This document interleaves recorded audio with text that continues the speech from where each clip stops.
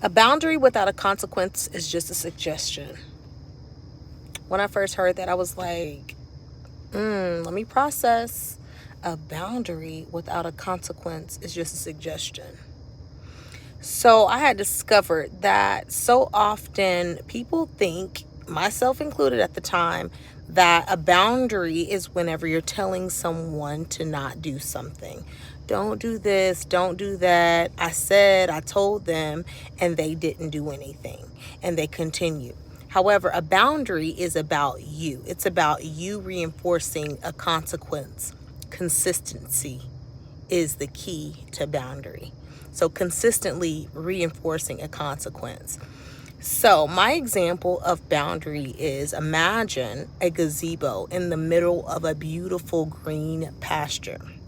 A beautiful green pasture, and you decide, hey, I want to have a birthday party or some type of event there. So you look at the place and you're like, oh, such a gorgeous space. The first time you're like, hey, I'm going to have to bring in some balloons. You're going to go back and forth at this particular section of the grass. So when you define where your boundary line is, that is what people have been considering a boundary. Hey, right here, I'm going to walk from here to the green pasture. From here to the gazebo, back and forth, right?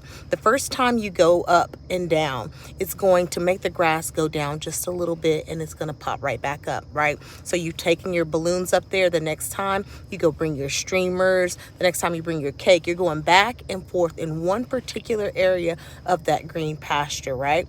Then that first time the grass is going to pop down, and then it's going to pop back up. The second time, the same thing. But after you go back and forth consistently in that same area, there's going to be a dark, maybe like the ground is going to start to show, right? And on each side of that area, that pathway that you've created, that dirt path, that's the boundary. Those edges on each side is the boundary that is created through consistency. So whenever you hear a boundary without a consequence is just a suggestion, the consequence is that you're going back and forth. You're reinforcing consistently in the same area to create those boundary lines.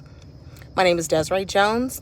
I'm a licensed therapist. If you would like to know more, if you would like to have a therapy session, please give me a call or email me at desireearthandwellness.com. I was going to say 405-885. No, but hit me up.